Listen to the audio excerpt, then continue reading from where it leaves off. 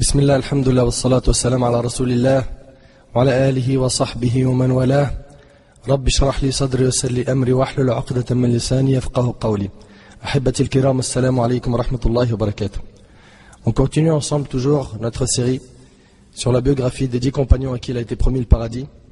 Et aujourd'hui, nous avons rendez-vous bi'idhnillahi azza wa jal avec un noble compagnon et une montagne parmi les sahaba.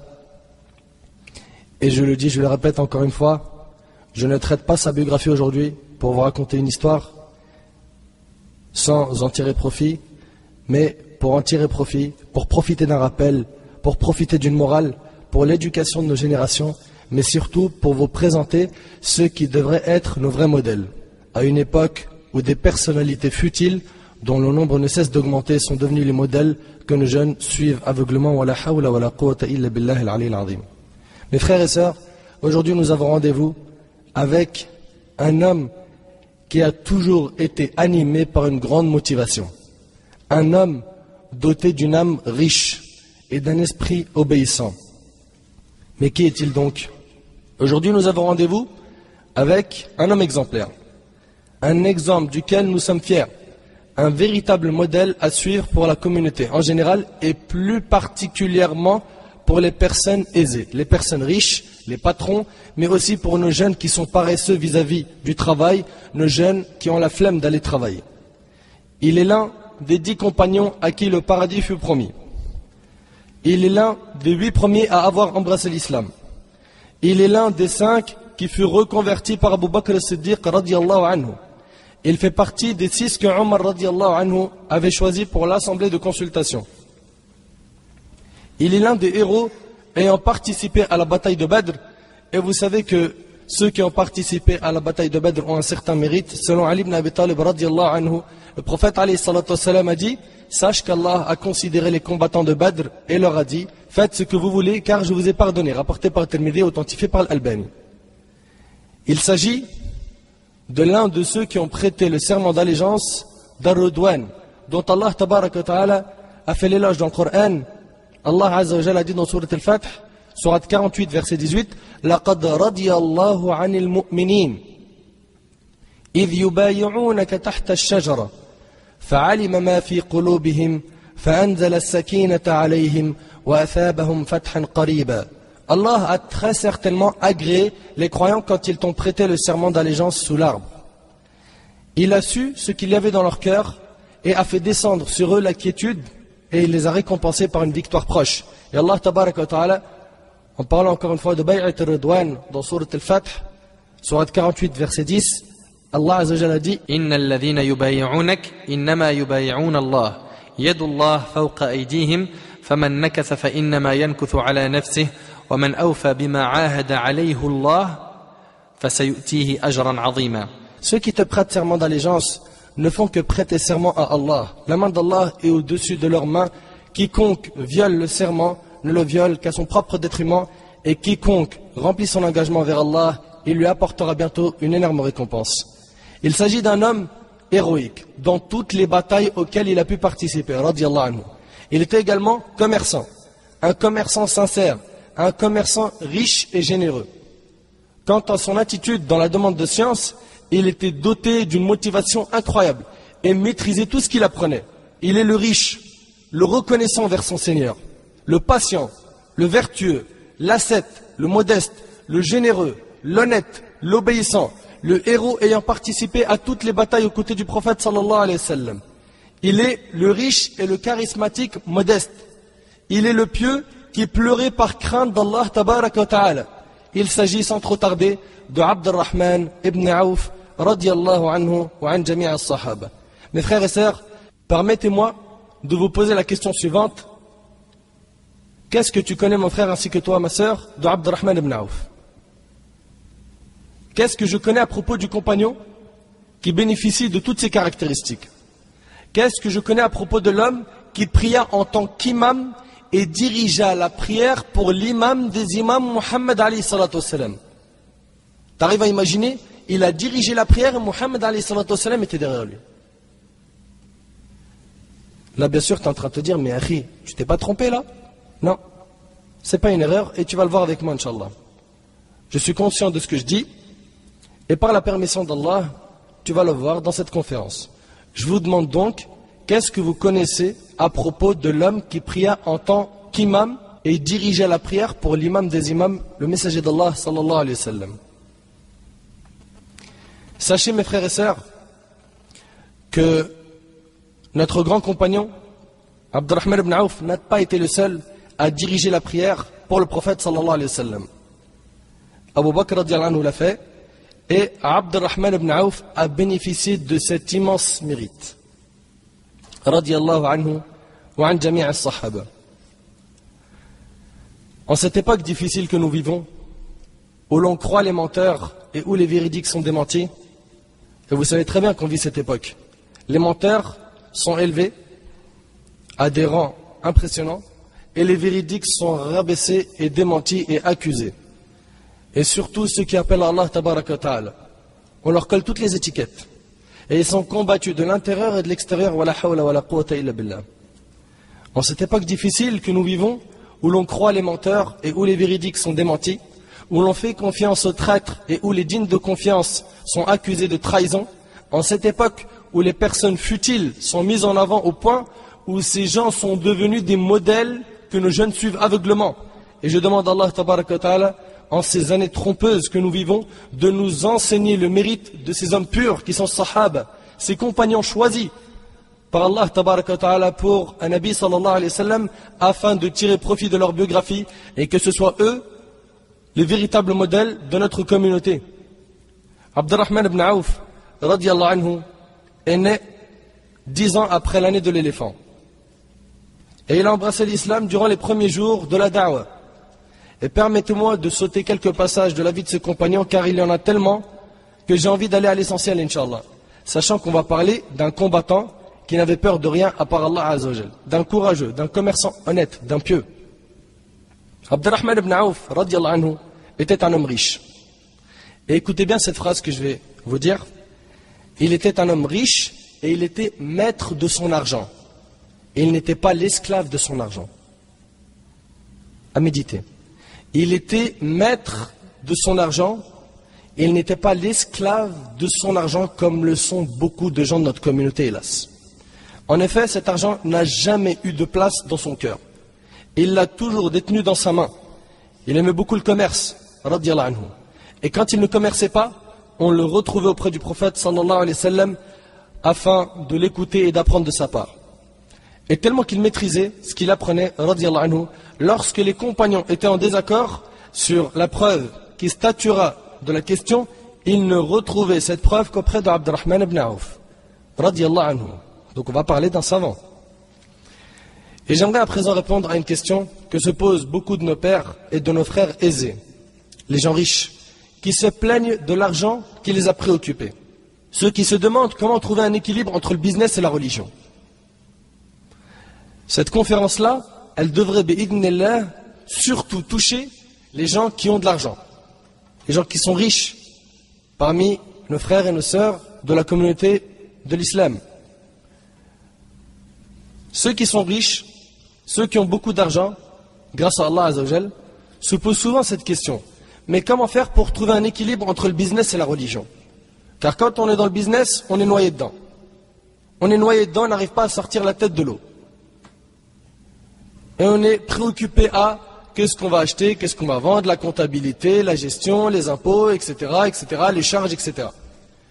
Donc cette conférence, elle va bi'idhnillah apporter des éléments de réponse et résoudre ce problème qui est comment faire pour trouver un équilibre entre le business, l'argent et la religion. Abdurrahman ibn Auf radiyallahu anhu a été un exemple dans l'équilibre qu'il a pu trouver entre le commerce et la religion, l'adoration d'Allah tabaraka wa ta'ala et la demande de la science. Eh bien vous mes frères qui pensez que c'est dur de trouver un équilibre, sachez que cette chose est faisable. Que c'est faisable et à toute époque et à n'importe quel endroit. Écoute avec moi un petit peu cette biographie et tu verras par toi-même que cette chose est faisable. Abdurrahman ibn Auf, radiyallahu anhu, comme on l'a dit, a donc embrassé l'islam dès les premiers jours de la da'wah. avant même que le prophète alayhi salatu wassalam n'arrive chez Al-Arqam ibn Abi Al-Arqam, le lieu où le prophète alayhi salatu wassalam appelait les gens à l'islam en secret. Il s'est donc reconverti très tôt. Et c'est auprès d'Abu Bakr as-Siddiq radiyallahu anhu qu'il a pu connaître l'islam.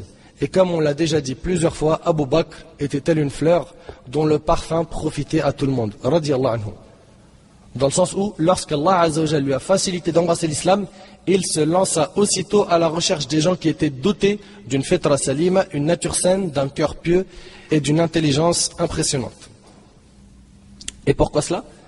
Il les recherchait afin de leur présenter l'islam et de leur enseigner at-tawhid, de leur enseigner l'unicité d'Allah Azza wa Jalla et de leur enseigner la parole du prophète sallallahu alayhi wa sallam. Abu Bakr radiyallahu anhu présenta alors l'islam à Uthman ibn Affan, troisième calife de l'islam, Talha ibn Ubaydillah, on a vu ensemble sa biographie, Az-Zubayr ibn al-Awwam, Sa'ad ibn Abi Waqqas et notre héros du jour, Abdurrahman ibn Auf, radiyallahu anhu an jami' as-sahaba. Et si vous remarquez, nous avons 5 parmi les 10 compagnons à qui le paradis a été promis. Le jour du jugement, ces 5 compagnons à qui il a été promis le paradis seront dans le compte d'Abu Bakr as-Siddiq, radiyallahu anhu, qui en sera récompensé. Et je vous laisse imaginer les œuvres de ces gens-là. De la même manière, notre prophète sallallahu alayhi wa sallam sera récompensé pour toute la communauté, y compris Abu Bakr as-Siddiq radiyallahu anhu. Et comme vous le savez, selon Abu Huraira radiyallahu anhu, le prophète alayhi salatu wa sallam a dit, celui qui appelle à une bonne voie a un salaire égal, c'est-à-dire il a la même récompense que celui qui le suit sans rien diminuer de sa propre récompense, rapporté par Muslim. Ça veut dire quoi? Ça veut dire que si moi, ou toi, ou n'importe qui parmi nos frères et sœurs, appelle les gens au bien, et que ces personnes-là suivent ce bien, je donne un exemple concret, je vais apprendre à un de mes frères à lire l'arabe, d'accord, les lettres de l'alphabet. 3-4 mois après, il lit le Coran. À chaque fois qu'il va lire le Coran, j'aurai la même récompense que lui. Quand il va lire le Coran, sans que lui, ses hasanat ne soient diminués. T'enseignes à quelqu'un comment faire la prière, à chaque fois qu'il prie, tu as les mêmes hasanat que lui. Sans que sa récompense ne soit diminuée, etc., etc., etc. D'où l'importance d'appeler les gens au bien. Clair? Et selon Ibn Mas'ud, radiyallahu anhu, le prophète alayhi salatu wa sallam a dit, celui qui indique un bien, c'est comme si qu'il l'avait fait. Ad-dallu ala al-khayr kafa'ilih. Celui qui indique un bien, c'est comme si qu'il l'avait fait. Rapporté par le Bazar et authentifié par l'Albani. Ça veut dire quoi ça? J'indique un bien à quelqu'un. Je dis à quelqu'un, tu sais quoi? Si tu embrasses la pierre noire en faisant ça, tu as ça comme récompense. Je lui indique un bien ou pas? Il va, il embrasse la pierre noire. C'est comme si je l'avais fait. Imagine, pour te rapprocher l'image, en espérant qu'Allah tabaraka ta'ala il accepte de ma part, qu'en ayant dit, en venant dans la mosquée les frères, embrassez la pierre noire, vous gagnerez ça. Et que tout le monde est parti parce que j'ai fait passer le message. Eh bien, c'est comme si j'avais embrassé la pierre noire autant de fois que vous l'avez embrassé vous-même. Et celui qui m'a appris ça, pareil. Et ça remonte à qui? Au prophète alayhi salatu wassalam. Imaginez-vous un peu tout le bien qu'a fait notre prophète sallallahu alayhi wa sallam. Il est la cause que nous sommes musulmans. Sa vie était tellement bénie qu'Allah tabaraka wa ta'ala a juré par celle-ci. Allah tabaraka wa ta'ala a dit dans Sourate Al-Hijr, Sourate 15, verset 72, La'amruk, innahum lafi sakaratihim ya'mahun. Par ta vie, Allah il a juré par la vie du prophète alayhi salatu wassalam. Pourquoi? C'est pour montrer la valeur de Nabi alayhi salatu wassalam. Par ta vie, ils se confondaient dans leur délire. Je reviens à notre histoire. Après avoir embrassé l'islam, Abdurrahman ibn Auf radiyallahu anhu se précipita afin de retrouver le prophète alayhi salatu wassalam, motivé par un fort désir de le rencontrer. Lorsqu'il le retrouva, il prononça immédiatement le témoignage de la vérité. Il dit Ashhadu an la ilaha illallah wa ashhadu anna Muhammadan Rasulullah. Et à partir de ce moment-là, Abdurrahman ibn Auf radiyallahu anhu fut lui aussi victime de la persécution, du mal et de la torture des polythéistes, comme l'ont été ses frères ayant embrassé l'islam. Mes frères, comprenez-le, ainsi que vous mes sœurs, que le chemin de l'islam, c'est un chemin où il n'y a pas que des fleurs dans notre chemin. Il y a des fleurs, il y a des épines. Il y a des épreuves, tout comme il y a des récompenses divines. C'est-à-dire que pendant que tu vas pratiquer ta religion, tu vas rencontrer des épreuves. Allah Azza wa Jalla lui-même l'a dit dans le Coran. Il a dit les gens pensent-ils que nous les laisserons dire nous croyons sans les éprouver? Est-ce que tu penses que tu peux te permettre de dire je crois en Allah sans avoir d'épreuve, sans être mis à l'épreuve? sans que des gens de ta famille viennent te dire mais c'est quoi cette barbe, c'est quoi cette prière, c'est quoi ce hijab, c'est quoi ce jilbab, je te préférais avant que tu embrasses l'islam, je te préférais avant que tu sois dans la religion d'Allah, etc. etc. Et t'entends de toutes les couleurs. Ça, c'est le normal. Ce qui n'est pas normal, c'est que tu sois sur le chemin de l'islam et que personne ne t'embête. Il y a tout le temps des ennemis, parmi les djinns et parmi les humains. Et pourquoi cette épreuve? Allah subhanahu wa ta'ala veut voir ton attachement à la religion. Est-ce que tu fais partie de ceux qui, dès la plus petite épreuve, va tout lâcher et va se dire, comme je l'ai entendu, écoute Akhi, moi quand je faisais pas la prière, la vie elle était rose, belle, j'avais pas de problème. Depuis que je la fais, j'ai que des problèmes. Mais ce que cette personne n'a pas compris, c'est que Allah subhanahu wa ta'ala l'éprouve pour voir est-ce qu'elle va s'accrocher ou non à la religion. Généralement quand on commence à quitter notre passé, d'accord, et qu'on se repent et qu'on revient vers Allah, Shaitan, il commence à nous combattre. Il ne veut pas nous lâcher. Il ne veut pas nous laisser faire des pas propres et efficaces. Ce qu'il veut lui, c'est quoi? C'est que tu fasses marche arrière. C'est que tu retournes à la délinquance, aux bêtises, etc., etc., etc., aux relations illicites téléphoniques, aux rencontres avec des femmes et tout ce que vous connaissez. Donc comprenez que tous les compagnons radiyallahu anhum, ils ont été persécutés. Et ils ont subi pas mal d'épreuves de la part des Qurayshites.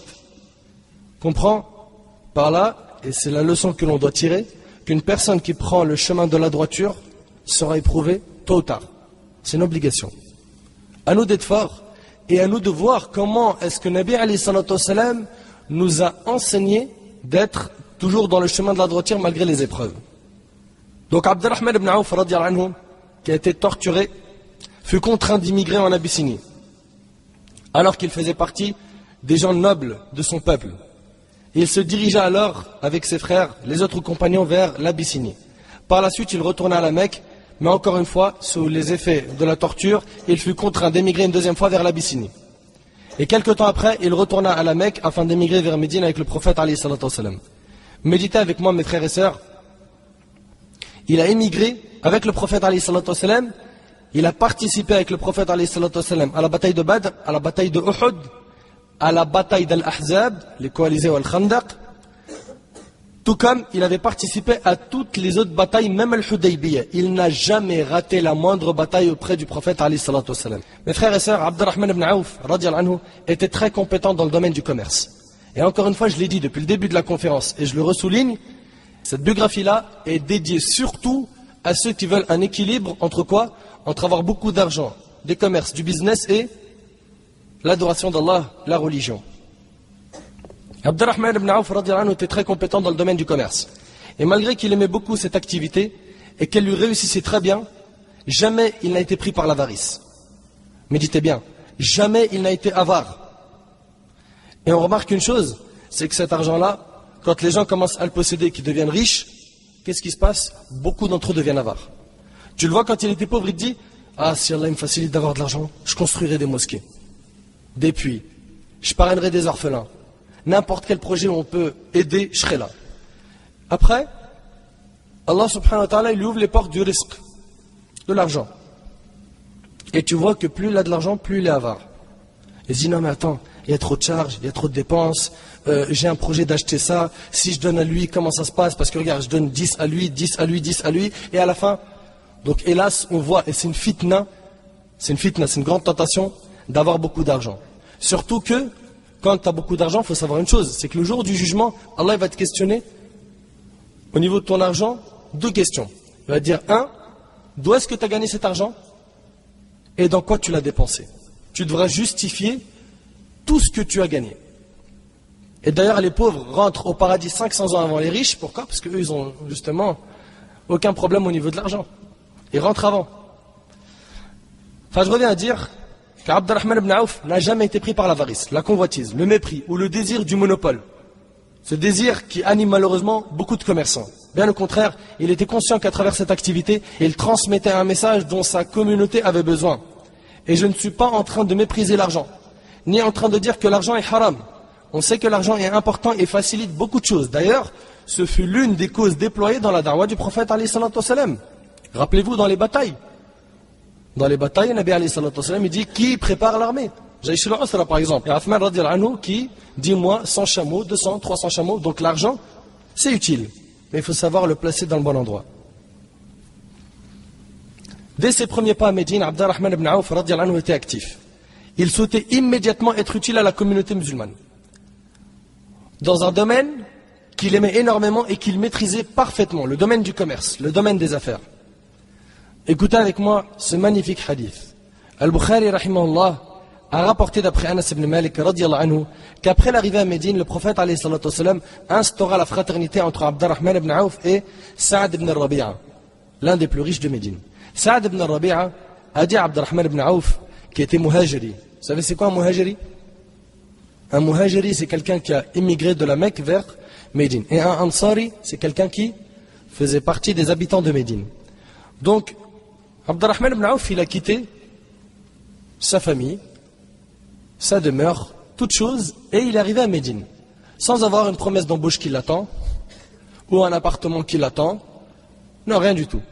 Donc il arrive à Médine, et il n'a rien. Il a émigré pour Allah et son messager, alayhi salatu wassalam. Et à Médine se trouvait Sa'ad ibn Rabi'a, un des plus riches musulmans. Sa'ad, le riche, dit à Abdurrahman ibn Auf, qui venait d'arriver à Médine, je suis le plus riche des Ansar. Prends la moitié de mes biens. Le Nabi alayhi salatu wassalam, quand il a installé la fraternité entre les Muhajirines et les Ansar, il leur a dit, les Muhajirines, honorez-les. Honorez-les. Ils ont tout quitté pour l'islam. Venez et honorez-les. Donc chacun d'entre eux a commencé à héberger un tel, nourrir un tel, etc. Et Sa'ad ibn Rabi' il a dit à Abdurrahman ibn Auf, je suis le plus riche des Ansar, prends la moitié de mes biens. Naam? Naam, barakallahu fik. Allah yajazik khir. Reprends-moi quand je me trompe, Inch'Allah. Donc je disais que Saad a dit à Abdurrahman, je suis le plus riche des Ansar, prends la moitié de mes biens. Imagine un petit peu, quelqu'un il vient chez toi, en France, il dit, voilà j'ai quitté tel endroit, et j'ai pas d'argent, j'ai rien. Est-ce que tu peux m'aider? Et tu lui dis, tiens, prends la moitié de ma richesse. Et que tu es quelqu'un de très riche. Là, prenez conscience que ce qu'ont fait les compagnons, c'était exceptionnel. Exceptionnel. Et il lui a dit, et ça c'est encore plus impressionnant, et j'ai 2 femmes, observe laquelle d'entre les 2 te plaît le plus, afin que je la divorce, et une fois que sa période de viduité terminée, tu pourras l'épouser. Et akhi, ils ne font même pas partie de la même famille, ils ne se connaissaient pas avant, et en quelques secondes, les liens de l'islam a fait ça. Et subhanallah, on remarque une chose, les frères, ainsi que vous, mes sœurs, c'est que cette religion, elle est magnifique. Wallah al-azim, surtout le point de la fraternité, moi il m'impressionne. Des gens, tu les as jamais connus, tu apprends à les connaître, et en quelques secondes suffisent pour que ça y est, tu sens que tu le connais depuis longtemps, tu peux lui demander un service, etc. Il n'y a que l'islam qui peut nous rapprocher de cette manière-là. Wallah al-azim, c'est vrai. Je me rappelle, pas plus tard qu'hier, hier à la Mecque, un parmi les frères, c'est un talib ilm chez un grand savant de Médine, Cheikh Mohamed Mukhtar al-Shamqiti hafidhahullah, et donc je l'ai rencontré, un frère il m'avait donné son numéro, il m'a dit si tu as besoin de conseils concernant certaines choses à la Mecque, n'hésite pas à appeler le frère. Donc je l'ai appelé pour lui poser une petite question sur la Mecque, un petit truc qu'on recherchait. Non seulement il est venu me voir, et après il m'a pris avec sa voiture, on se connaît pas. Et on discute, Wallah, tu avais l'impression qu'on se connaissait depuis je ne sais combien de temps. Et en quelques secondes, tu sens directement le contact très fort entre toi et le frère passé, et un amour qui naît en quelques secondes. Une soirée, Wallah, une soirée, elle m'a suffi pour que je lui dise je t'aime pour Allah, ça m'a fait plaisir de te rencontrer. Une soirée. Ça existe dans les autres religions, ça? Non, tu peux pas. Il n'y a qu'en islam, pourquoi? Parce que notre religion, elle est venue nous montrer l'importance de la fraternité. Qu'on a des droits les uns vers les autres. Donc, Saad, radiallahu anhu, il dit à Abdurrahman, prends la moitié de mes biens, et j'ai 2 femmes, regarde celle qui te plaît le plus, afin que je la divorce, et une fois sa période de viduité terminée, tu pourras l'épouser. Une générosité qui n'a pas d'égal. Qu'est-ce qu'il a dit à Abdurrahman ibn Auf? Allah yajazik khayr akhi, barakallahu fik. Donne, fais voir. Il lui a dit ça? Qu'est-ce qu'il lui a dit? Et c'est là où tu vas voir comment est-ce qu'ils ont été éduqués. Il lui a dit, qu'Allah bénisse ta famille et tes biens, indique-moi plutôt où se trouve le marché. Allahu Akbar. Allahu Akbar.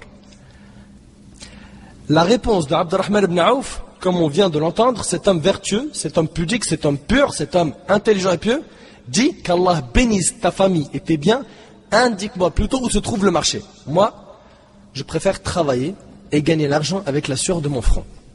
Et tel est le musulman. Et je vous l'ai dit, la vie d'Abdurrahman ibn Auf est pleine de leçons pour ceux qui sont riches, pour ceux qui sont dans le commerce et pour ceux qui ne veulent pas travailler. Et dans notre communauté, on en a comme ça. Il travaille 2-3 mois, ou il travaille je ne sais combien de temps, après il est au chômage, après il touche le RSA, après il touche des aides, après il dort, il reste, il fait rien. Et combien de fois des femmes me laissent des emails, Akhi, c'est moi qui fais tout, c'est moi qui paye tout. Wallahi al-azim, la honte. Je ne sais même pas si c'est un homme digne de ce nom, celui qui vit avec l'argent de sa femme. Wallahi la honte. Tu sais quoi, je vais dire un truc, mon frère, toi qui m'entends, ça va te piquer ton nefs, mais Inch'Allah c'est pour la bonne cause.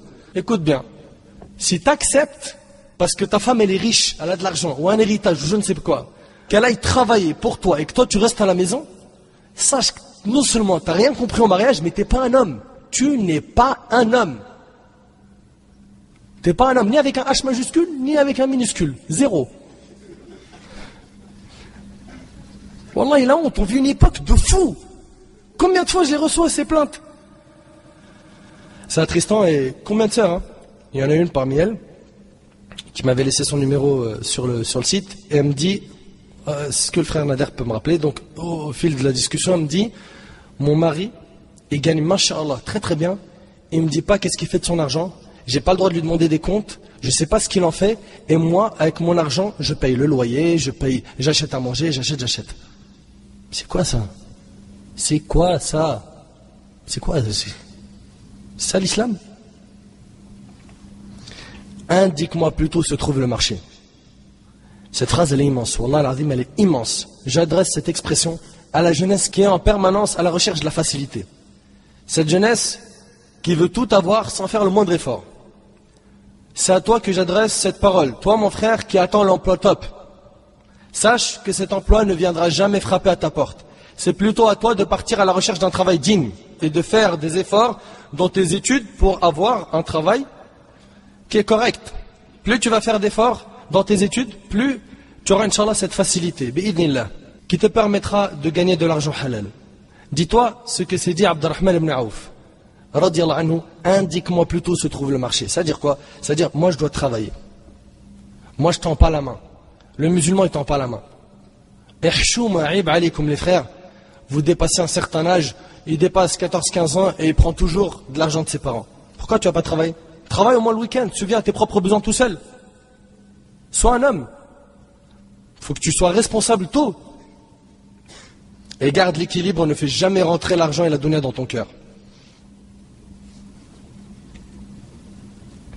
Abdurrahman ibn Auf radiallahu anhu aurait pu tendre la main à Saad radiallahu anhu, mais il a refusé. Il a refusé. Donc tant que tu as la capacité de travailler, de faire des efforts, travaille mon frère, travaille. Saad ibn Rabi'a radiallahu anhu lui indiqua alors le marché des Bani Qaynuqa, où Abdurrahman ibn Auf se rendit effectivement. Il vendit, acheta et gagnait de l'argent, et quelques jours plus tard, il va voir le prophète alayhi salatu wassalam en ayant des traces de parfum. Le prophète alayhi salatu wassalam, sentant son parfum, lui dit Muhaym, Muhaym, expression traduisant une agréable surprise. Abdurrahman ibn Auf radiallahu anhu lui dit, je me suis marié avec une femme parmi les Ansar. Je me suis marié. C'est-à-dire que, alhamdoulilah, il a pu avoir les moyens de se marier. Et le prophète alayhi salatu wassalam lui dit, et quelle dot as-tu donné à ton épouse? Il lui a dit, le poids d'un noyau en or. Le poids d'un noyau en or. Et ensuite le prophète alayhi salatu wassalam lui a dit, awlim walaw bishah, tu dois faire une walima, un repas de noces, ne serait-ce qu'avec un mouton. Mes frères et sœurs, on voit à travers ce passage qui est, indique-moi plutôt où se trouve le marché, que notre religion nous incite à travailler. C'est un principe que notre religion nous recommande, que le prophète alayhi salatu wassalam a recommandé et que notre héros du jour, Abdurrahman ibn Auf radiallahu anhu, a mis en application.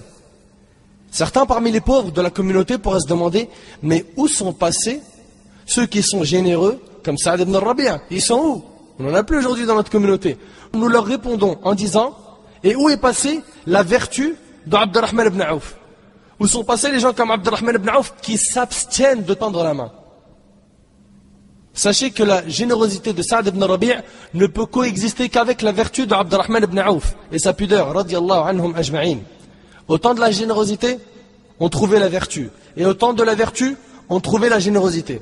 Je veux donc dire par là qu'il est vrai que la générosité de Saad ibn Rabi' radiyallahu anhu est grandiose, mais la pudeur et la vertu d'Abdurrahman ibn Auf ne l'est pas moins. Notre message du jour est donc le travail. Si seulement on pouvait retenir ce ders de cette biographie, elle suffirait. J'adresse ce message aux personnes riches, les hommes d'affaires, ainsi qu'à nos jeunes qui ne veulent pas travailler. Ces jeunes qui attendent l'emploi de rêve, l'emploi correspondant parfaitement à son diplôme ou à son rang social. Non mon frère, pars à la recherche d'un travail. Quel que soit ce travail, même s'il ne te correspond pas parfaitement, l'essentiel c'est que tu travailles jusqu'à ce qu'Allah t'accorde l'emploi qui te correspond. Et un travail halal. Et je m'adresse aux feignants, à tous ceux qui ne veulent pas travailler. Écoutez avec moi cette histoire qui est magnifique. Shaqiq al-Balkhi, qui était un grand commerçant et un adorateur ascète, souhaitait un jour partir faire du commerce. Écoute bien, Shaqiq, c'est un grand commerçant et un adorateur ascète. Un jour il voulait faire du commerce, mais avant de partir, il passa voir son frère, l'adorateur ascète Ibrahim ibn Adham. Il le salua et partit. Et quelques jours plus tard, Shaqiq retourna voir Ibrahim ibn Adham qui lui demanda, ne devais-tu pas voyager pour le commerce au Shaqiq? Il lui répondit, si, mais en route, j'ai décidé de me reposer une nuit et j'ai vu une chose étrange. Shaqiq, il avait une chose étrange qu'il raconte à Ibrahim ibn Adham. Ibrahim ibn Adham lui dit, qu'as-tu vu? Il lui répondit, j'ai vu un oiseau aveugle et handicapé dans une ruine. Shaqiq dit, j'ai vu un oiseau aveugle et handicapé dans une ruine. Je l'ai alors regardé en étant stupéfait et je me suis dit, comment cet oiseau aveugle et handicapé obtient-il sa subsistance? Comment? Et c'est à peine quelques instants plus tard qu'un autre oiseau portant de la nourriture va nourrir cet oiseau aveugle et handicapé dans son nid. Subhanallah. Cet oiseau qui est handicapé et aveugle dans son nid, un autre oiseau est venu le nourrir, lui donner sa part de subsistance.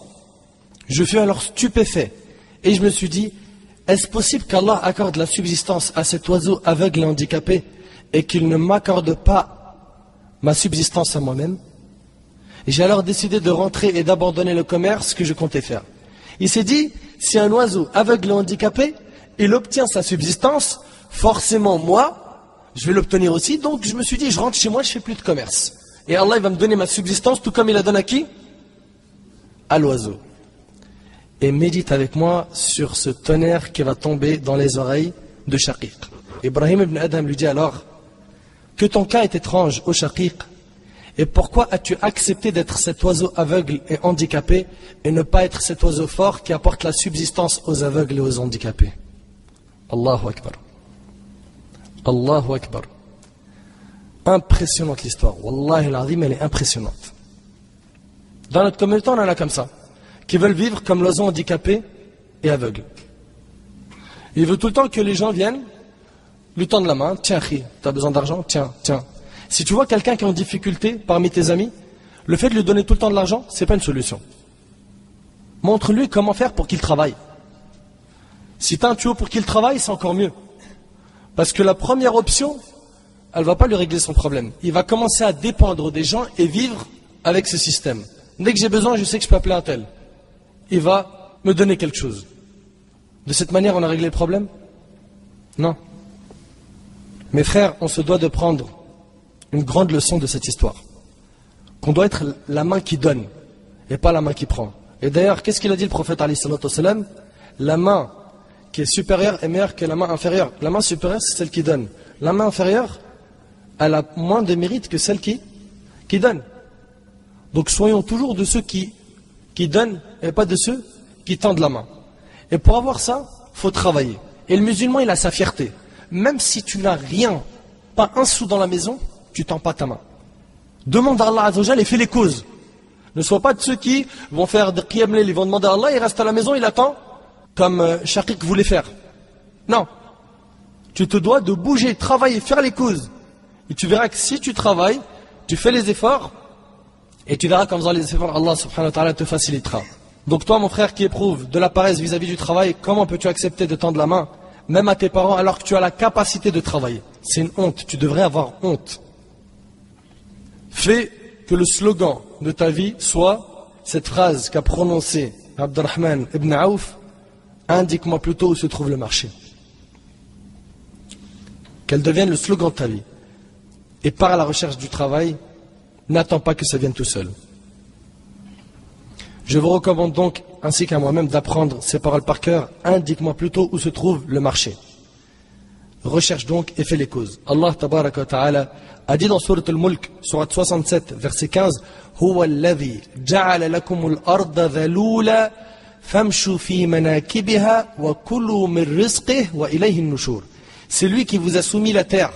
Parcourez donc ces grandes étendues, mangez de ce qu'il vous a fourni, vers lui est la résurrection. La nourriture fait donc partie de la subsistance et elle est le résultat des causes et des recherches. Mais après avoir placé sa confiance en Allah, tabaraka wa ta'ala, comme il le faut. Allah Azza wa Jalla a dit dans Surat Hud, Surat 11, verset 6, وَمَا مِن دَابَّةٍ فِي الْأَرْضِ إِلَّا عَلَى اللَّهِ رِزْقُهَا وَيَعْلَمُ مُسْتَقَرَّهَا وَمُسْتَوْدَعَهَا كُلٌّ فِي كِتَابٍ مُبِينٍ.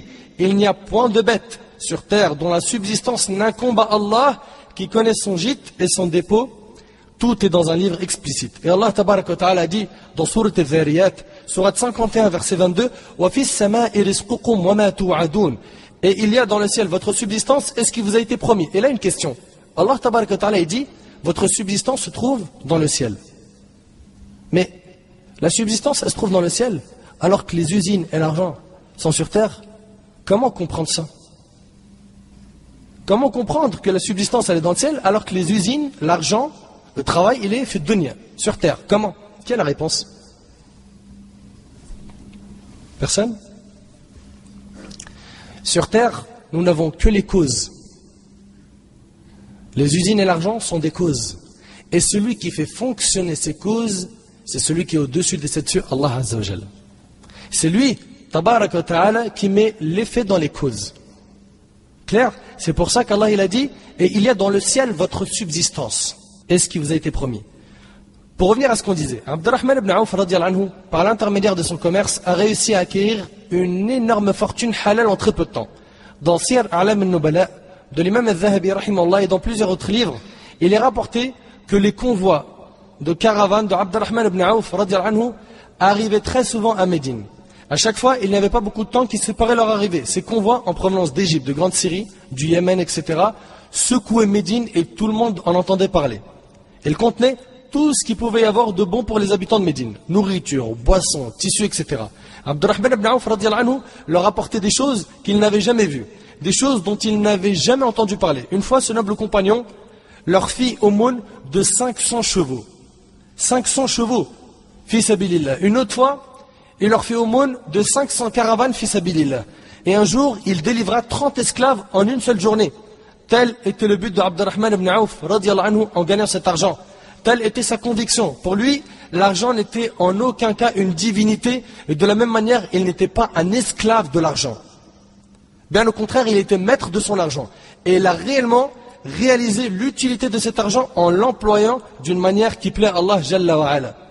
Quant à toi, mon frère, qui m'entend, dans quel but espères-tu acquérir de l'argent et faire partie des gens riches? Et comment comptes-tu utiliser cet argent?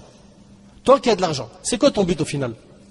C'est quoi? Tu veux quoi? Construire, acheter, et après, zid. Est-ce qu'il y a quelque chose pour Allah subhanahu wa ta'ala? Ou est-ce que tout est moi, ma femme, mes enfants, ma famille, faut construire, faut laisser pour les enfants quelque chose, faut leur garantir l'avenir? Combien de fois on a entendu cette phrase? Combien de fois on a entendu des parents dire il faut garantir l'avenir de mes enfants, il faut que je leur laisse quelque chose?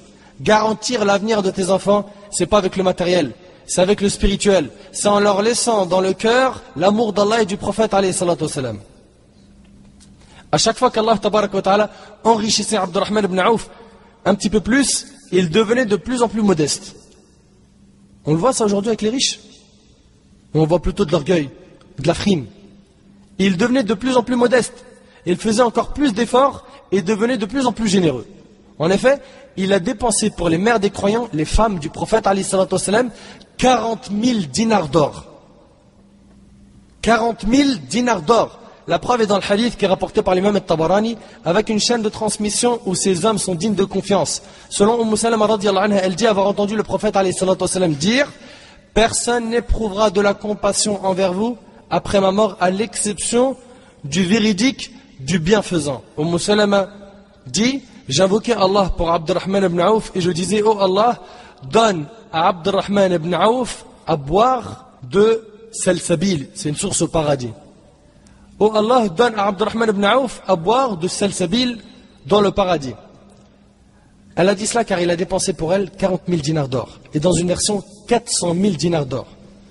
C'est dans ce genre de choses que Abdurrahman ibn Auf dépensait son argent. C'est ainsi qu'il voyait l'argent. Dès qu'il y avait un bon plan, son argent était directement mis en avant. Et c'est ce qu'on voudrait aujourd'hui. On veut que les patrons de notre communauté, ceux qui ont de l'argent et qui sont musulmans, mettent en avant cet argent fisabilillah. C'est-à-dire, construction d'un hôpital pour handicapés dans un pays musulman, ou construction d'un orphelinat, c'est là. Une mosquée, un projet, c'est là que tu dois utiliser ton argent. Peut-être que parmi nous, il n'y a pas beaucoup de gens qui ont beaucoup d'argent ou qui ont un commerce, etc. Mais s'il arrive que l'un d'entre nous obtient ça à un moment de sa vie, qu'il se rappelle de la biographie d'Abdurrahman ibn Auf, radiyallahu anhu. Je reviens à dire, vous qui êtes, alhamdulillah, riches et ne manquez de rien, les patrons, les hommes d'affaires, je demande à Allah tabaraka wa ta'ala de multiplier vos richesses et de vous accorder encore plus d'argent par le licite. Mais je vous rappelle aussi que l'argent n'est qu'une ombre qui finit par se dissiper un jour ou l'autre. C'est une ombre qui finit par se dissiper un jour ou l'autre, et souvenez-vous toujours que cet argent ne nous appartient pas. Cet argent ne nous appartient pas. En réalité, cet argent nous a été confié de la part d'Allah tabaraka wa ta'ala. Et c'est Allah qui accorde la subsistance. Donc n'oublie jamais ce bienfait qu'Allah t'a accordé. Et ne te dis jamais, comme Qaroun, qui a dit, قَالَ إِنَّمَا أُوتِيتُهُ عَلَى عِلْمٍ عِنْدِي. Il dit, c'est par une science que je possède que ceci m'est venu. C'est parce que tu vois, je suis très intelligent et j'ai réussi à faire ce commerce. C'est parce que moi, mon cerveau, mon frère, il n'y en a pas deux comme le mien. Moi, je suis tellement technique que tu as vu la société que je gère. Regarde combien de personnes travaillent chez moi et regarde mon chiffre d'affaires annuel. Ne dis jamais, comme Qaroun a dit, et il a été anéanti à la fin, et vous le retrouvez tout ça dans Surat Al-Qasas, Surat 28, verset 78, il a dit, c'est par une science que je possède. Dis jamais ça, dis c'est grâce à Allah que je possède ça.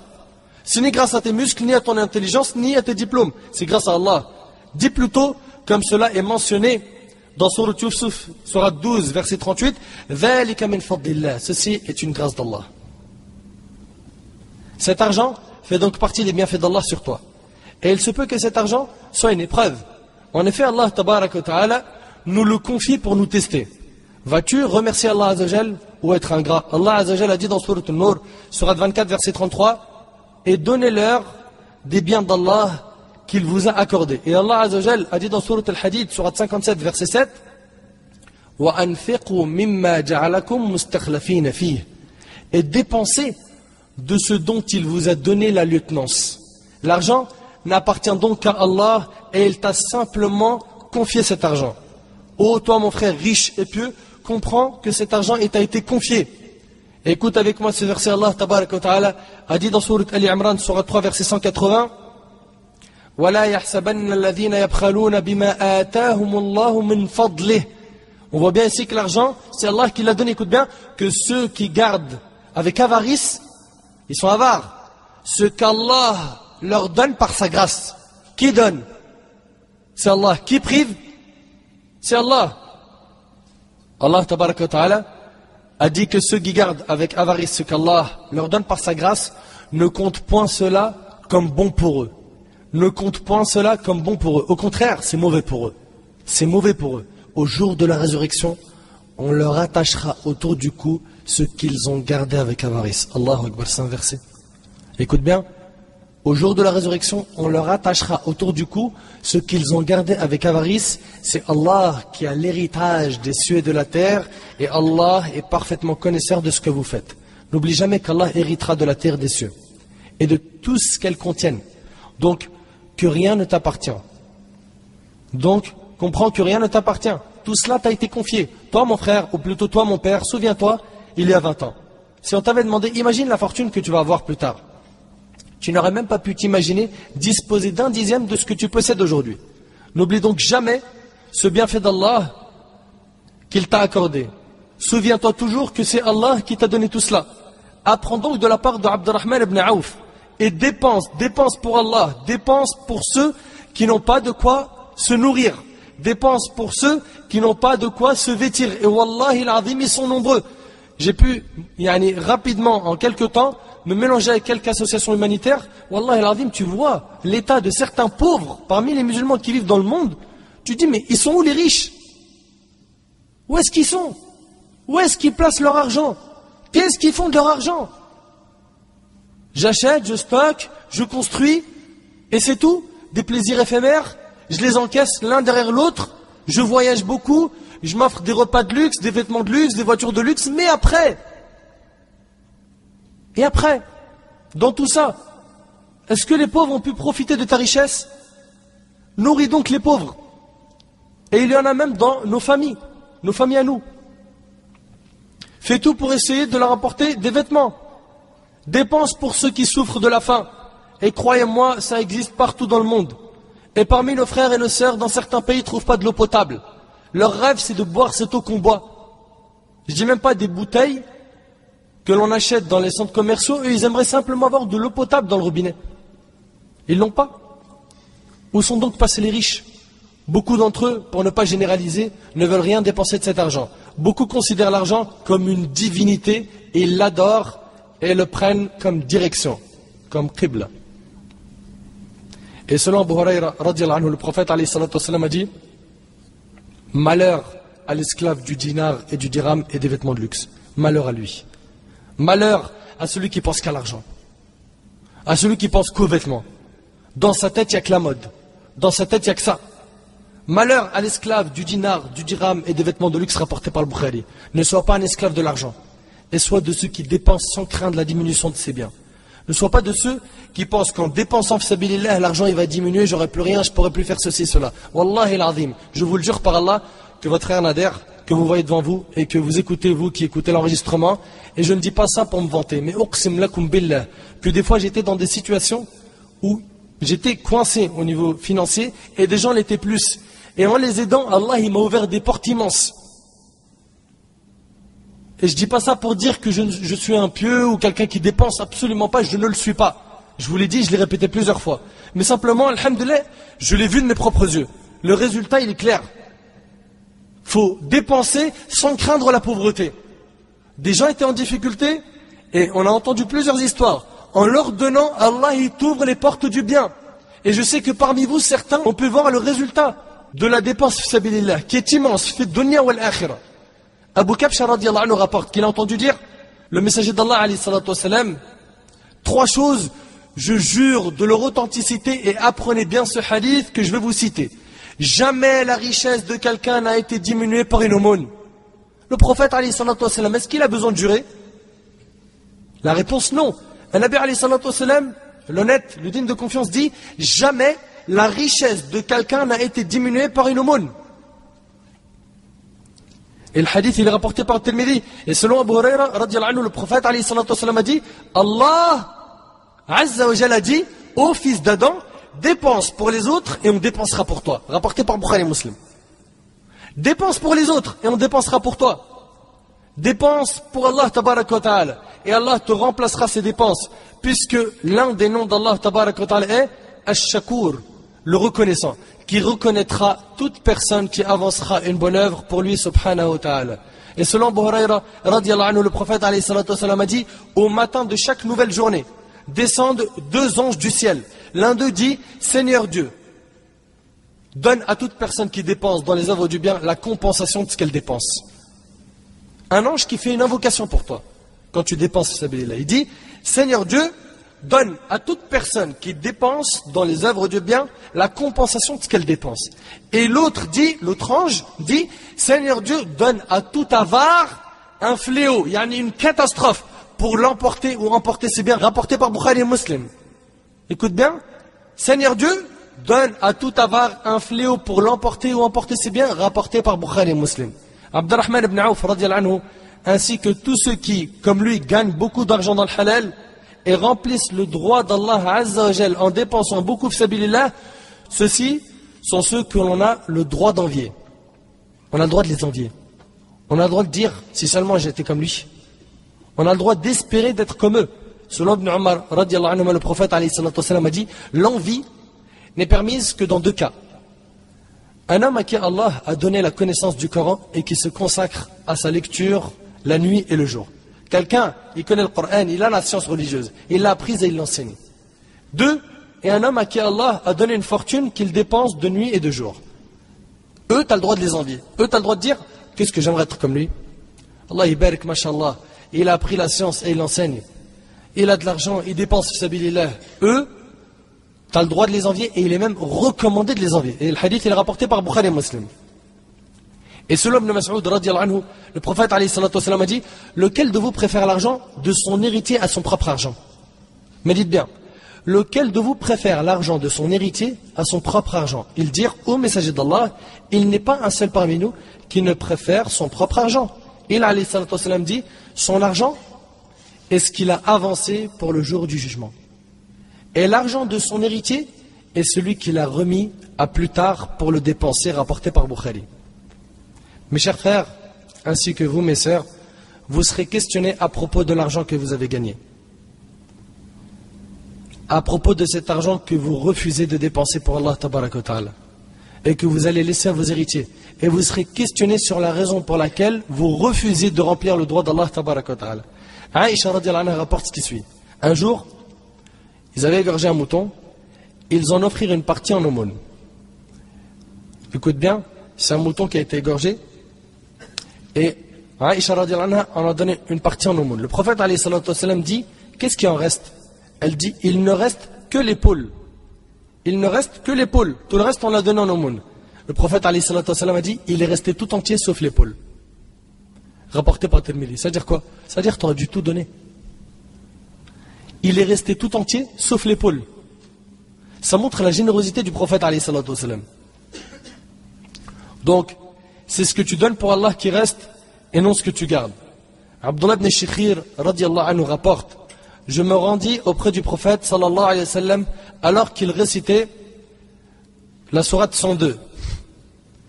Il alayhi salatu wa sallam dit, le fils d'Adam dit, mes biens, ma richesse, mon argent. Et écoute le prophète alayhi salatu wa sallam, il dit quoi? Or, qu'as-tu d'autre, ô fils d'Adam, de tes biens, si ce n'est ce que tu as mangé et que tu as ainsi épuisé, ou ce que tu as porté comme vêtement, que tu as ainsi usé, ou ce dont tu as fait aumône et que tu as fait parvenir à ses ayants droit rapportés par Muslim. Donc on a dit qu'Allah tabaraka wa ta'ala avait facilité à Abdurrahman ibn Auf radiyallahu anhu en lui accordant des biens en abondance et que quant à lui il dépensait cet argent fi sabilillah par différents moyens. Et il avait donc compris la véritable utilité de cet argent. Comme il incombe à chacun d'entre nous de se fixer ce même objectif et de ne pas être avare. Allah Azza wa Jal a dit dans sourate Muhammad, sourate 47, verset 38, Ha antum haula'i tud'auna litunfiqu. تدعون لتنفقوا في سبيل الله فمنكم من يبخل ومن يبخل فإنما يبخل عن نفسه. Écoute avec moi ce verset avec ton cœur, pas avec tes oreilles. Allah Azza wa Jalla a dit, vous voilà appelés à faire des dépenses dans le chemin d'Allah. Certains parmi vous se montrent avares. Allah Azza wa Jalla s'adresse à nous, il dit, certains parmi vous se montrent avares, quiconque cependant est avare l'est à son détriment. Ne soyons donc pas insensibles à l'égard des frères et sœurs de notre communauté qui meurent de faim chaque jour, ceux qui n'ont pas de quoi se vêtir ou se soigner, ni eux ni leurs enfants, ceux qui ont besoin de vous. Ce qui est paradoxal, c'est que les musulmans ont de l'argent, mais malheureusement, peu d'entre eux remplissent le droit d'Allah tabaraka wa ta'ala concernant cet argent. Et Allah Azza wa Jal est le juste. Il a départagé ses biens sur ses serviteurs et a fait de nous des riches et des pauvres. Il a certes favorisé certaines personnes sur d'autres dans la subsistance, mais si les riches s'acquittaient de la zakat, il n'y aurait plus aucun pauvre. Quelqu'un pourrait se demander, mais pourquoi il y a des riches et des pauvres? Pourquoi on n'est pas tous égaux? Eh bien, je te réponds tout simplement en te faisant remarquer que si on était tous riches, personne ne voudrait travailler, tu ne trouverais personne pour te réparer ton ordinateur, aucune usine n'existerait, rien ne serait fabriqué, rien ne serait cultivé, aucune route n'existerait, etc., etc. Sans compter que dans le hadith al-Qudsi, Allah tabaraka wa ta'ala, il a dit, il y a parmi mes serviteurs, écoute bien, des riches, si je les appauvris, la pauvreté les corrompra. Et il y a parmi mes serviteurs des pauvres, si je les enrichis, la richesse les corrompra. Allah Azzawajal est le sage, le juste, qui sait où est-ce qu'il faut mettre la richesse et où est-ce que la personne doit être pauvre. Il est possible qu'une personne pauvre, parmi nous par exemple, qui n'a rien, demain il s'enrichit, il devient corrompu. Et que la sagesse est dans le fait qu'il reste pauvre. C'est de cette manière qu'il va continuer à craindre Allah et se rapprocher d'Allah tabaraka wa ta'ala. Et le hadith qu'on vient de citer, il est rapporté par At-Tabarani selon Anas. C'est donc une sagesse divine. Mes frères et sœurs, nous avons donc vu ensemble que dès que Abdurrahman ibn Auf radiyallahu anhu est arrivé à Médine et que Saad radiyallahu anhu lui a fait cette proposition, il lui a dit « Indique-moi où se trouve le marché ». Et qu'il était un commerçant honnête et digne de confiance, qui n'était pas un esclave de l'argent, mais bien au contraire, il était maître de son argent. Et à chaque fois qu'Allah tabaraka wa ta'ala lui faisait fructifier ses biens, c'est son âme qui s'enrichissait. Et il devenait de plus en plus modeste, de plus en plus généreux, et il faisait de plus en plus d'efforts. Mais en plus de tout cela, mes frères et sœurs, sachez que parmi les plus grands mérites d'Abdurrahman ibn Auf, c'est qu'il a eu le privilège de prier en tant qu'imam de l'imam des imams, sallallahu alayhi wa sallam. Je répète, il a prié en tant qu'imam de l'imam des imams, Muhammad sallallahu alayhi wa sallam. C'est un immense mérite, un grand privilège, une grande place qu'a occupé ce noble compagnon, radiyallahu anhu. Dans la bataille de Tabouk, et le hadith est rapporté par l'imam Muslim et d'autres, selon Al-Mughira ibn Shu'ba, radiyallahu anhu, le prophète alayhi salatu wa sallam, sortit avant la prière du matin pour faire ses besoins. Et comme vous le savez, le prophète alayhi salatu wa sallam était plus pudique qu'une jeune fille vierge la nuit de son mariage. Il était très pudique. Et à l'époque, quand on voulait faire nos besoins, il n'y avait pas de toilette. Donc il fallait s'éloigner dans le désert jusqu'à ne plus être vu par les gens et après faire ses besoins dans le désert. Donc un Nabi alayhi salatu wa sallam sortit avant la prière du matin pour faire ses besoins. D'accord? Il est parti faire ses besoins et Al-Mughira ibn Shu'ba l'a compris. Il était très intelligent. Et il connaissait très bien le prophète alayhi salatu wa sallam et il l'aimait énormément. Al-Mughira prit un récipient d'eau et attendit le retour du prophète alayhi salatu wa sallam. Al-Mughira a dit, lorsque le prophète alayhi salatu wa sallam est revenu, je lui ai versé de l'eau sur ses mains et il se lava, sallallahu alayhi wa sallam, les mains 3 fois, puis lava son visage 3 fois, et lorsqu'il alayhi salatu wa sallam voulut se laver les bras, il n'a pas pu sortir son bras de sa manche, il alayhi salatu wa sallam sortit son bras dans dessous de son vêtement, et il essuya sur ses khouf. Donc il a fait quoi? Al-wudu.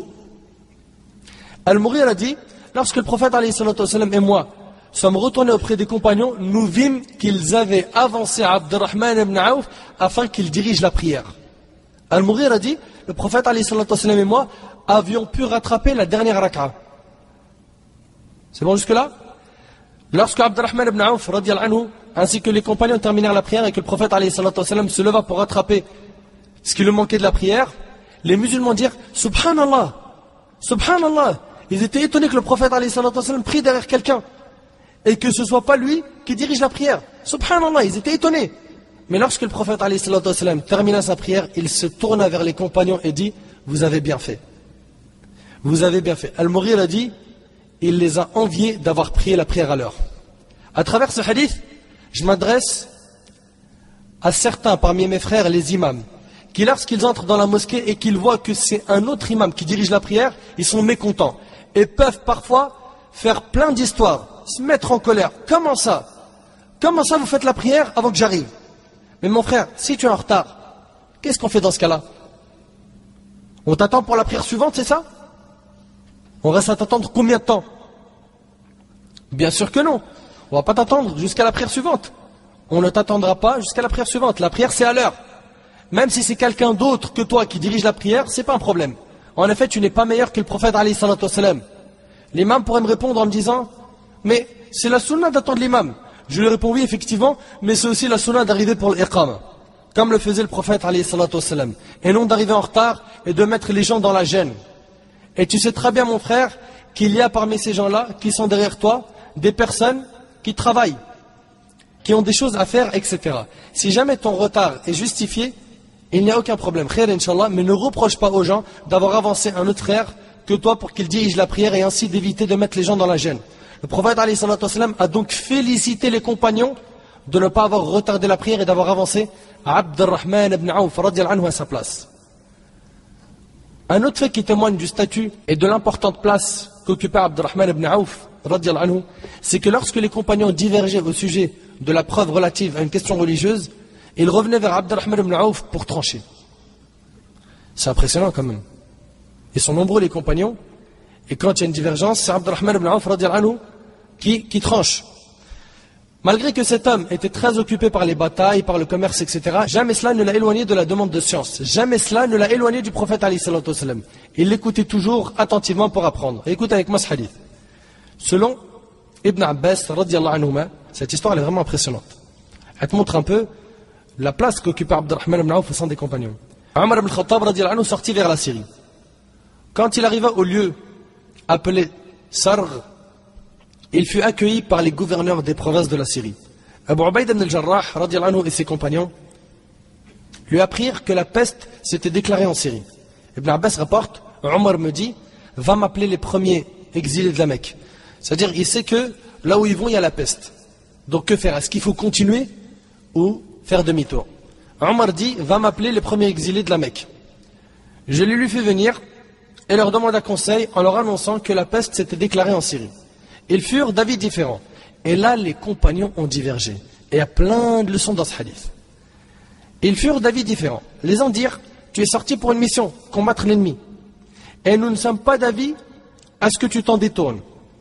Les autres lui dirent, tu as avec toi tout ce qui reste de la première génération, ainsi que les compagnons du prophète alayhi salatu wassalam, et nous ne sommes pas d'avis à ce que tu les livres à cette épidémie. L'épidémie de quoi? De la peste. Il leur dit, éloignez-vous de moi. Puis il me dit, fais-moi venir les Ansar. Je suis allé les chercher et leur demanda conseil. Et ils suivirent la même conduite que les Muhajirines, donc les Muhajirines de la Mecque, et leur avis fut partagé. On voit ici que les compagnons ont divergé. Certains disent, on doit y aller, d'autres ont dit, on n'y va pas. Est-ce qu'ils se sont fait la guerre? Est-ce que cette divergence a provoqué une division? Parce qu'aujourd'hui, c'est ce qu'on voit. Divergence égale division. Quand un parmi nos frères diverge avec nous sur un sujet où la divergence est fondée, on voit directement les poitrines se resserrer. On voit directement qu'on n'arrive pas à accepter la divergence. Un tel, par exemple, il va dire, en ce qui me concerne, moi, dans la prière, une fois que je me relève de l'inclinaison, je mets mes bras comme ça, tout au long de mon corps. L'autre, il dit, moi, en ce qui me concerne, je les remets sur ma poitrine. Ils ont divergé. On voit, hélas, que ces divergences causent de plus en plus de divisions dans la communauté. La raison, elle est simple, al-jahl, l'ignorance. Ceux qui par la moindre divergence, parce qu'ils voient un de leurs frères, ou une sœur qui voit une de ses sœurs, qui n'est pas d'accord avec elle sur un sujet où la divergence est réellement fondée, coupe sa relation avec son frère, ça cause du jahl. Et la sœur qui le fait, c'est à cause de l'ignorance. Elle est ignorante, il faut qu'elle le reconnaisse. Les compagnons, radiyallahu anhum, ça c'est un exemple parmi plusieurs autres exemples. Ils ont eu des divergences, pas dans la base de la religion, à savoir la aqidah, mais dans ce qui est des branches, et ils ne se sont pas divisés. Ils ne se sont pas divisés. Combien on les voit aujourd'hui? Akhi, qu'est-ce que tu penses de celui qui fait tel acte? Tu regardes, tu vois qu'il y a divergence sur la chose. Tu lui dis, Wallah, Akhi, par exemple, l'imam Malik, lui, il est de cette opinion. Et l'imam Abu Hanifa, il est de cette opinion. Et l'imam Shafi'i, et moi, je penche vers cette opinion pour tel argument. Il dit, mais moi, mais non, ben non, c'est ça le haqq. Le haqq, c'est l'autre opinion, celle que moi je suis. Et ça y est, divergence, division. C'était pas le cas des compagnons, radiyallahu anhum. C'était pas le cas des compagnons, radiyallahu anhum. Donc je continue ce hadith. Omar quand il a vu que les Ansar avaient la même conduite que les Muhajirin, il a dit éloignez-vous de moi. Puis il me dit appelle-moi ceux qui se trouvent ici, des vieux sages de Quraysh, de ceux d'entre eux qui ont embrassé l'islam avant la conquête de la Mecque et qui s'étaient exilés. Je les lui fais venir et ils furent unanimes à dire notre avis est que tu rebrousses chemin avec ton armée et que tu ne la livres pas à l'épidémie. Omar cria alors parmi les gens dès le lever du jour, je vais enfourcher ma monture pour rentrer à Médine et faites-en de même. Abu Ubayd ibn al-Jarrah radiyallahu anhu lui dit est-ce une fuite du destin d'Allah? Il lui a dit t'as peur du destin d'Allah? T'as peur de la peste? Est-ce une fuite du destin d'Allah? Omar lui dit ah si quelqu'un d'autre que toi l'avait dit ô Ubayda, je l'aurais sûrement châtié. Omar n'aimait pas en effet qu'on le contredise. Oui, dit Omar, nous fuyons du destin d'Allah au destin d'Allah. C'est une phrase immense. Et il lui dit, que dis-tu si tu avais des chameaux et que tu eusses mis pied à terre dans le lit d'un torrent ayant deux rives, l'une verdoyante et l'autre aride? N'est-ce pas que si tu laisses paître tes bêtes dans la rive verdoyante, ce sera par la prédestination d'Allah, et que si tu les laisses paître dans la rive aride, ce sera aussi par la prédestination d'Allah? Le narrateur ajoute, juste à ce moment-là, arriva Abdurrahman ibn Auf, qui avait été retenu par quelque affaire et dit, je détiens une science concernant ce sujet, concernant la peste qui se trouve dans un endroit, qu'est-ce qu'on doit faire? Je détiens une science concernant ce sujet. Et là on voit quoi? On voit que Omar radiyallahu anhu, il n'avait pas la science au niveau de ce sujet. Ça veut dire quoi? Ça veut dire que tu peux être un savant et ignorer un sujet. Et ça ne fait pas baisser de ton rang. Omar radiyallahu anhu, il ne connaissait pas la preuve qu'Abdurrahman ibn Auf va lui apporter, qui est, il lui a dit, j'ai entendu le messager d'Allah alayhi salatu wassalam dire, quand vous apprenez que l'épidémie est dans un pays, n'y allez pas. Et si l'épidémie arrive quand vous y êtes déjà, n'en sortez pas. Omar remercia Allah et prit le chemin du retour rapporté par Bukhari Muslim. On voit ici que Omar ibn Khattab, une montagne de science, ne connaissait pas ce qu'Abdurrahman ibn Auf connaissait au sujet de la peste. C'est-à-dire que si on parle ensemble d'un sujet et que je te dis, il est possible que tel savant n'a pas eu l'information concernant ce sujet-là, me dis pas écoute c'est impossible akhi. Comment tu dis c'est impossible? Subhanallah, ça arrive à certains compagnons radiyallahu anhum. Ce hadith prouve la science et le mérite d'Abdurrahman ibn Auf. Et pour aller rapidement, un mois avant la mort d'Abdurrahman ibn Auf, alors qu'il était allongé dans son lit, en étant bien malade, sa famille l'a couvert, pensant qu'il était décédé. Mais il s'éveilla et dit Allahu Akbar. C'est alors que les habitants de sa maison, eux aussi, ont répété Allahu Akbar, Allahu Akbar. Abdurrahman ibn Auf leur demanda est-ce que je me suis évanoui? Ils lui répondirent oui. Il leur dit j'ai eu une vision. J'ai fait un rêve. Deux hommes pleins de rudesse et de violence vinrent me voir et dire avance pour que nous te jugions. C'est alors qu'un autre homme vint les retrouver et leur dit où l'emmenez-vous comme ça? Ils répondirent nous partons pour le juger. Abdurrahman ibn Auf radiyallahu anhu raconte, dit l'homme leur dit alors non, il est certes de ceux à qui la joie et le pardon ont été écrits pour eux alors qu'ils étaient encore dans le ventre de leur mère. Allahu Akbar. Lui, il n'y a pas de jugement, c'est Al-Jannah. Donc c'est une annonce du paradis. Après ce rêve, il ne vécut qu'un mois, puis il décéda en l'an 31 de l'Hégire à l'âge de 72 ans, et il fut enterré dans le cimetière d'Al-Baqi', vous le connaissez, celui qui se trouve à Médine. Il quitta cette vie pour aller à la rencontre de son Seigneur, dans des jardins et parmi des ruisseaux, dans un séjour de vérité, auprès d'un souverain omnipotent, d'après le témoignage du prophète alayhi salatu wassalam, qui a dit dans le hadith de Tirmidhi, le hadith d'Abdurrahman ibn Auf, où le prophète alayhi salatu wassalam a dit Abu Bakr sera au paradis, Omar sera au paradis, Uthman sera au paradis, Ali sera au paradis, Talha sera au paradis, Az-Zubayr ibn al-Awwam sera au paradis, Abdurrahman ibn Auf sera au paradis, Saad ibn Abi Waqqas sera au paradis, Saïd ibn Zayd sera au paradis, et Abu Ubayd ibn al-Jarrah sera au paradis. Ceux-ci sont ceux qui ont sacrifié leur vie pour la religion d'Allah, pour que ce message nous parvienne. Quant à nous, qu'avons-nous fait comme œuvre pour notre communauté? Et malheureusement, nous prétendons gratuitement être utiles à la religion. Prenons comme leçon que le musulman doit être utile, comme l'a été Abdurrahman ibn Auf, qu'il doit laisser son empreinte au sein de la communauté et qu'il doit tout faire pour ne pas faire rentrer l'argent dans son cœur et tout faire pour gagner de l'argent et être utile à la communauté et ne pas être de ceux qui sont feignants et qui ne veulent pas travailler et qui veulent gagner de l'argent facilement en restant à la maison ou en tendant la main. Qu'Allah tabaraka wa ta'ala accepte l'œuvre de Abdurrahman ibn Auf, qu'Allah Azzawajal le récompense de la meilleure des récompenses et qu'Allah tabaraka wa ta'ala nous rassemble à ses côtés et aux côtés de la meilleure des créatures, notre bien-aimé Muhammad sallallahu alayhi wa sallam. As'Allah subhanahu wa ta'ala an yanfa'ani bima qultu wa yanfa'akum bima sami'tum. Hadha wallahu a'lam wa jazakumullahu khair wa barakallahu fikum. Wassalamu alaykum wa rahmatullahi wa barakatuh.